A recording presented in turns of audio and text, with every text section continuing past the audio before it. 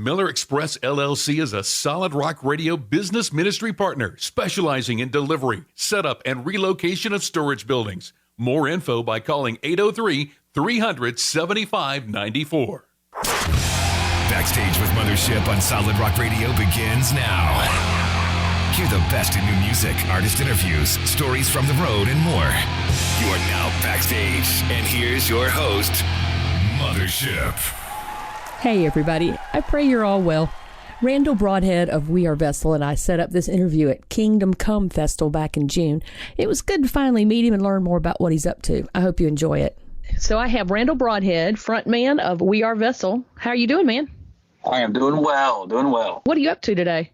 I'm traveling today. We have some shows this weekend and a festival the following week, some solo dates, 2 weeks packed of fun and entertainment. Awesome. Well, tell me a little bit about how you got started with We Are Vessel. I know you had a former band called October Glory. Yeah. So tell me a little bit about what happened there at the beginning. Absolutely. It's funny. Not many people have found that band. I know I was talking to Lee Moore one time. He found it out of nowhere and was like, what? So it's kind of funny to hear that name come up again. So it's pretty cool. We were doing well. We were actually in talks with Arctic Records. Skillet had just left and went to Atlantic and had some good talks going. And then all of a sudden the band just kind of fell apart. And, like anybody else I quit my job, we were like, this is what we're doing. And when everything fell apart, I was like, man, God, what are you doing? What am I supposed to do now? And I just remember me and, the original drummer, We Are Vessel, we were just praying and talking. And we had a prayer. We said, God, we just want to be your vessel. And wherever you carry it, that's where we're going to go. And hence the name We Are Vessel. We just thought we'd be cool and drop the S off the end, which has forever haunted me in introductions. But it's still cool. That's it. We just said, you know what, God, I'm not the best at anything, but I'm a willing servant and I will go where I'm needed. And what's been really cool is I've had several people in prayer talk about a vessel. And before I even really thought about it, they would be praying that thank you for sending We Are Vessel here. They're the vessel that's bringing in things that these people need to hear. And it didn't dawn on us at the time that we come up with a name, but that has been a very big part of the ministry is, man, that's what I want to do. I'm just me. I'm, a nobody in a sense, but I'm going to bring the gospel. I'm going to bring some encouraging words. I'm going to bring some love, and I'm going to bring it into port. We're going to distribute it amongst the people. That's what we do. Yeah, so it was prophetic, wasn't it? It was very, very. That's crazy. Okay, so who is in We Are Vessel? So here's what you got right now. You got me. It's We Are Randall. Branding. It's funny. Jeremy Holderfield branded me that a few years back when we were recording the record. But I do have some guys. They work their butts off for me. And so I do want to give them a shout out. Abraham Ward, who's been playing drums for me for the last few years, doing a fantastic job. Devin Shockley has been playing guitar for me for off and on for a little bit. And then Jason Fowler, who is his own artist, also has been playing guitar for me a little bit. Jake Salto, who plays bass, he got married, had a kid, COVID happened, has played one show with me in the last 2 years. So that's basically We Are Randall. We Are Vessel in a nutshell. And I love the guys, and I can't help but, call out my team to Caleb Murphy, who did play drums for me at one time, who is now my production manager and running all the things. They've been great to have on board, and we couldn't do everything we do without them. I don't make the joke of We Are Randall just because they're not a part of the team, but just over the years how things have went. I've kind of gotten away from the full-time guys, even though they're pretty much full-time. It's just in a different light now. Full-time touring band. That's it. That's the life. Well, that's kind of not unusual right now, with things that are going on. There's quite a few folks that are just carrying the banner themselves and using whoever they can when it comes to tour time. Absolutely. And what we've been able to do, too, is we've really, in touring, helped each other out. I did a tour last fall, was it? Or it might have been 2019, 2020. I can't remember. Maybe it was 2020. And we were out with Building 429. And of course, I had Jesse, the guitar player. He jumped on board, helped me play. And I played for the opener, and so did my drummer. And then even on the tour we did the spring this year, the supporting artist played guitar for me. My drummer played for him. And then my production manager, of course, was playing for Jenna. She was out with us. And, we just help each other out as much as we can. That's kind of what it's turned into. And it's really cool to see that happen as well. That it's a tough time finding people that can still get out on tour or finding people that want to get out on tour, it's harder than it's ever been. And so the community has come together. I was at a festival this last weekend and seen a bunch of familiar faces and people playing for other people. Blaze from Seventh Day Slumber was playing for Matt from Forspoken. I thought it was really, really great. You see everybody just helping each other out, Mm-hmm. Yeah, y'all are just one big family. That's it. That's what we need to be. That's what it should be. I've noticed band members are interchangeable. And, when somebody needs a bass player, hey, we got you, boo. That's right. That just shows the caliber of talent that you guys have got that can just jump in and just play like that. I don't know about me, but I know the guys that are around me definitely have that talent. So, well, we won't. Well, I saw on your website, it says, we're on a mission to love people as Christ loved us, encouraging the broken and lifting up the hopeless. Yes. We need that. I've always had a heart for Celebrate Recovery and the recovery community.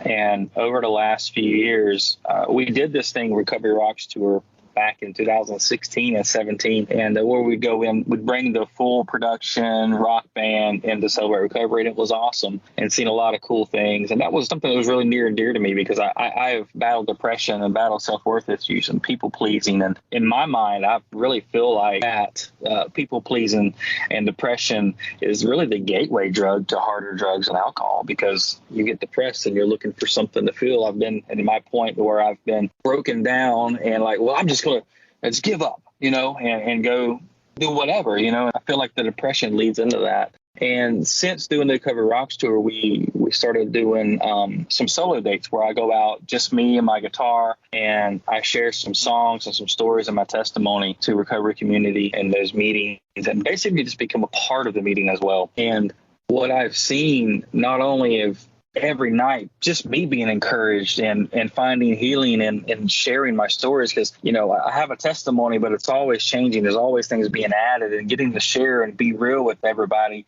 is encouraging to me. But also I love hearing the stories from other people about they hear the broken one or something, and right after my testimony, they're like, I was ready to give up. I was ready to just take my own life. And because of something you said in the song, because of something you said there, it encouraged me to not give up and to keep moving forward. And that is why I leave my family. That is why I'm on the road right now, is because there's people out there that I hear that all the time from. And that's the mission. That's what we want to do. I want to see people not give up, because I was at a point in my life years ago where I was ready to give up. I was confirmed that I was a nobody and wasn't ever going to be good enough. And because of other people pouring into me, because of God and who He is, I didn't give up. I'm living my dream. And I believe that there's people in these crowds that when I go to these shows and share these things too, that they have dreams too. They've had dreams and they've been crushed, or they've had dreams and they're scared for people to hear them because they've done the worst thing they could have done, or they've been told they're not good enough. They've been telling themselves they're not good enough, whatever it is. And I just want to break that chain of crap that we say about ourselves and that other people have said about them, because there's so many talented people out there that have just had their dreams destroyed because they haven't been told that they can, and haven't been told by a God of creation that you can do this. And you matter. Exactly. You matter. And it's okay to not be okay, Yeah. So. Yeah. Amen. Backstage with Mothership returns after this. Check us out on Facebook at I'm with Mothership. Any good stories you could share from your recovery tours? Can you think of one that stands out in your mind? Oh, my goodness. We could be here all day, but I've got the latest one that really, really took me not by surprise, but God tends to do these things at the right timing for me. Just when I'm getting to that point, not prideful, but I'm like, oh man, I'm tired and kind of want to go home kind of moment. God reminds me while I'm doing this. And I was in Alabama. It might have been Mississippi. I don't remember. It was last month. And I got up and I was doing a solo date, and the PA was pretty terrible. I was taking some time to get work through. I was getting frustrated. I was like, oh, sometimes these shows get a little much, I'm not trying to be a diva, where I'm like, it's got to be perfect every time. But, as a musician, we're like, man, we just wish we had the right sound system sometimes. But you don't need the distraction, right? Right. Feedback or something. And so I'm trying to set it. The sound guy wasn't there. And so I'm setting it up, and do my thing. You know, I get up and I share the songs, and it's not that it ever gets a routine for me, but sometimes it can kind of get in that moment. And I got to the end and I did my compassion presentation, and I usually go into another part of ministry where I talk about my 2019, lose my parents, and share a song about that, and just try to help people let them know that it's okay to not be okay. And I was like, you know what, I'm done tonight. I just feel like I need to just stop. And so I walk off stage and I cue the leader. He walks on stage and he said, I don't know why I don't usually do this, but I just feel tonight that we're going to give an altar call. I said, cool. You know, I should have stayed up, whatever. And he gives an altar call, and all of a sudden people come forward, and I'm standing back there. I'm like, man, this is awesome. God's working. You know, I'm seeing people saved. You know, I see it all the time. I'm not saying that I still don't love it every time. Sometimes I get complacent. Y'all don't judge me out there about this, but sometimes I get complacent in this. Okay. And it's like, oh, this is awesome. Well, the guy comes up to me and says, I don't think you understand what's happening right here. And I said, no, man, like, I think this is awesome, you know. And he said, no. He said, you see that guy over there in the red shirt? And I was like, yeah. He said, that guy was our biggest drug dealer in our town. He was the biggest nuisance that we've ever had. And the only reason he started coming to Celebrate Recovery is because it was court ordered. And every time he would come, he would make sure we knew that he was not praising anybody but Allah. Like, we would still allow him to come, but he made sure that during worship, he would tell everybody, I'm praising Allah, you praise who you want. And up till tonight, it's been like that. And tonight, he's just said he's receiving Jesus Christ as his Lord and Savior. It's because of something you did tonight. I just sat there and I just kind of wept. Like, I know why I was not supposed. I needed to get out of the way. I was in a complacent place, and God showed me, like, look, I'm still using you. Just because you don't see all these big stories every single night doesn't mean that you're not making a difference. Somebody's not going home, taking what you're saying and going home and not writing you on Facebook doesn't mean that they're not doing something that you made a difference in their life. So it was a refresher for me. Just a huge moment. Yeah. Well, we're all leaving a legacy. Sometimes we get to see it. Sometimes we don't. Yeah, that's right. And hopefully it's a good legacy. Exactly. It could go both ways. Absolutely. Are you partnered with someone with the recovery ministry, or you just have your own? Yeah, just have our own thing. My management team, Felicia Berry, she's been on board for the last few years. She just hits the ground running. We've been doing this for a little while, and the words kind of got out. And she makes the calls, and the more we've been doing it, we've been getting a lot of calls in. This is my heart, and people either receive it or they don't, and we get to go or we don't. And that's really just been it. I don't have any insight or anything like that. It's been going around meeting people and loving on them, and it's been awesome. Amazing. Well, let's talk a little bit about We Are Vessel music. What was your first single back in the day? First single back in the day was Can You Hear Me? Started it all. Okay. So was it a surprise to you how well received it was? Because it was. It really was, yeah. I tell the story sometimes that after October Glory had not been a thing, management that we had with October Glory said, hey, there were talks about me taking over on vocals for October Glory, and we decided not to, because I was just a guitar player then in that band. And they were like, no, we kind of wanted something fresh. So you put something together. If we like it, we might do something with it. I said, okay. So we went and recorded our a 3-song demo, which we were working on a full EP, but Can You Hear Me was one of the first songs. We presented it to management. They were like, we think we can do something with this. And so they sent it to radio, and it ended up charting, went top 20 within a few weeks, and hung out there for a long time. And the funny story is we never even played a show until the song charted, and then they were like, hey, we're putting a tour together. Okay, cool, let's go. And so, yeah, it's kind of crazy how that happened. I remember this is a freebie, but I remember the song was doing good. And our very first stop in that we stopped in with Dave Bumgardner and did a radio interview, and then we were headed from there to a place that's closed down now, the Inn in North Carolina with Tom. And I remember thinking, man, I'm ready to interview, fixing to go do a headlining show. I got a song on the radio. This is it. I'm big stuff, you know. Then we get to the end, and there were some openers there, and people were there, you know. I was like, oh, this is cool. There's about 100 people here, you know. It's pretty good for that venue. And then after the openers, everybody left, and there was 4 people there for us. And I was like, okay, God, I get it. 5 or 5,000. I'm sorry. You're going to get the same thing. So it's okay. You know, I'm going to do what I do. God checked me really quick, and I'm glad he did. That's great. Well, then after Can You Hear Me, you had a few more singles that came out. 2018 Christmas EP. Now, how did that come about? You decided you wanted to do a Christmas EP. I hate Christmas music. Now, that being said, I just kind of hate the traditional. I don't know. I don't know if I hate the Christmas music or I hate that it's like it's all that's on the radio from November on. You know, now I agree with that completely. I refuse to listen to the radio during Christmas season. I think that's what did me in, you know, and it's a lot of the same stuff. And I was like, you know what, let's go do this and let's just put our own spin on something. I've always had this idea of wanting to do a Christmas tour presentation, and we got to do it 1 year, and it's been kind of crazy since then. I started a Compassionate Christmas Tour, more of a scaled down, still really cool, lots of lights, Trans-American Orchestra style presentation. And so I was like, we need some songs like that. And so I have a buddy of mine who produces a lot of stuff for a band called Saliva, and he's also done a bunch of other stuff too. I called him up and I'm like, hey man, we need to do a really cool rendition of these songs. And so that's what we did. We just took some song like Hark the Herald Angel, took and put our own pop punk spin on it, and Carol the Bells. If you're going to do a Christmas record, you have to do that one. And so we did that. And it was kind of cool. The year it came out, we didn't even push any of it to radio. And then Carol the Bells and Hark ended up getting most added. And I don't know if they showed up on the chart all the way or not, but I know they were showing up on most added and all that. And we didn't even put them out. And they were just getting, radio stations were just like, hey, let's play it. And so it was fun. Because we've been playing the same songs for years. We need something different.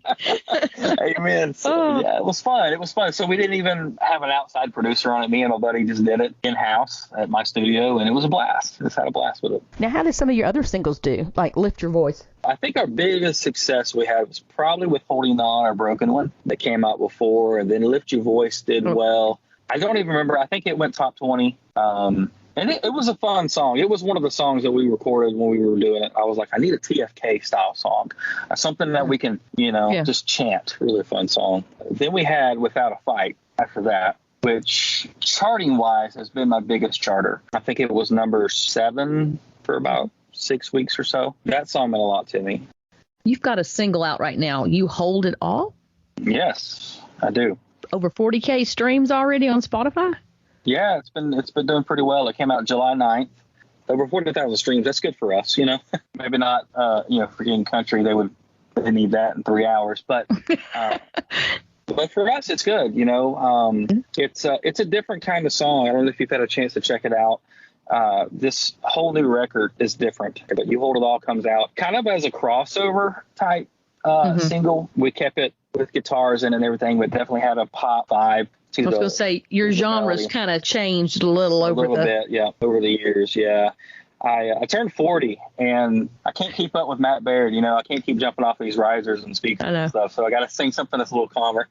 It's not that it's really intentional per se. I've been a worship leader. That's what I did with the youth back at home in church, and I love rock music. We do it, but my stuff's always been pretty light anyways. It's never been as heavy as a lot of people. And the past records, if you ever listen to them, they might not have went to radio, but there's some songs that aren't necessarily rock that I've still mixed in there. You Hold It All, it was just the first one that we decided to take a chance on and send to CCM, CHR, and rock. You're listening to Backstage with Mothership on Solid Rock Radio. This new album, Wait and See, tell me a little bit about it. Absolutely.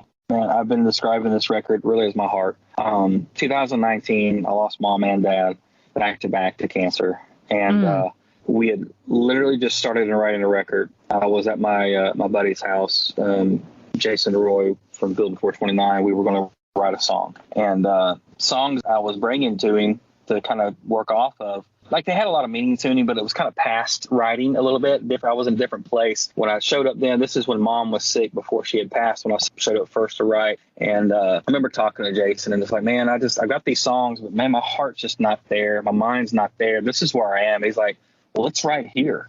And he was like one of the first ones that I came to with any of the songs. And so I remember telling him, like, Jason, I don't understand. Like, I trust God. I've been serving him for a long time. And I'm nervous. I'm scared. I'm worried, all these things. And so we kind of wrote the song, You Hold It All. That was the very first one we wrote. I remember writing it that day, and we kind of wrote it off in this lyric. Why can't I trust what I already know? I was in a time of my life that I was scared and worried, and I thought that, mom was supposed to be fine, and then things turned worse, and I just had to trust God. And so we wrote You Hold It All. And then after mom and dad both passed, I called him up and I said, Jason, I want to write more music. I want to write a full record.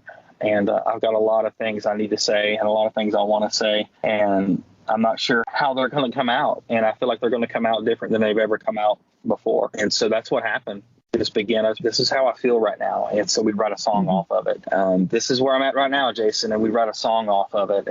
And so as the whole record kind of goes on, that's where we're at. And we had a few songs that we just had fun with. There's a song on there called Good News. It's kind of got an old 50s, 60s guitar vibe. Totally out of the box for me. And so, and we were like, let's just have fun with this record. And I said, like, that's what I want to do. I'm not tied to a record label. I'm my own record label. And I don't have to answer to anybody. And I do what I want. let's just do what I want to do. And so, yeah, that's where it came from. And the song Wait and See is kind of towards the end of the record. And it's a piano ballad per se. It's not really a ballad, I guess, but it's a piano driven song. And there's a line in it that says, you wonder what he's doing when the pain comes. And really and truly, all we can do is just wait and see. But wait and see that it's not over, that he's got big plans for us, and that all these things that the enemy wants for destruction and evil, God will use and can use for good if we allow him to. That's what Amen. I can't imagine losing both parents. I lost my mom last year, September 29th, 1 month after she was diagnosed with pancreatic cancer. Oh, my gosh. When you lose your parents or you lose a parent like that, or anybody that you love, it takes everything in your life to a different level. You look at everything completely different. You really do. You just don't know. Don't know. It's hard. It really is. But yeah, I appreciate you sharing your journey. God has a plan. He does. He does. I want to find out from you what other irons you have in the fire, because I know you've got some other stuff going on kind of in the background. Tell us a little bit about that. Absolutely. I'm so excited. I've been doing a good bit of interviews here lately, and I love that everybody's asking about this part because I am very excited about it. Broadhead Music Group is on fire right now. We are excited for what's happening with it. We our artist Full Point, they've got a fire single out right now. Tours are going crazy. Jenna Parr, she's been killing it. I got some new artists in the mix, some music that is coming out that's going to be really, really good. I'm producing some of it. I'm just excited about where it's going. Let me tell you why, and not because of it's something that I am or it even has my name in the title. I'm excited because I get to do for people what people have done for me. I've just had the most people in my career to just pour into me. People that I'm like, why are you pouring into me? Why do you care? Jeremy Holderfield, for one. He just became my friend, like instantly. We went and recorded a song, and he's been my friend. I love that, and he's poured into me. He's helped me along the way. Jason Roy, same thing, and JJ Weeks, and just people in the industry just pouring into me and introducing me to people and all these things. And it's because of them that it's helped grow my career and helped me with writing, helped me with production. I'm like, I want to do the same thing for people. I'm nobody huge by any means.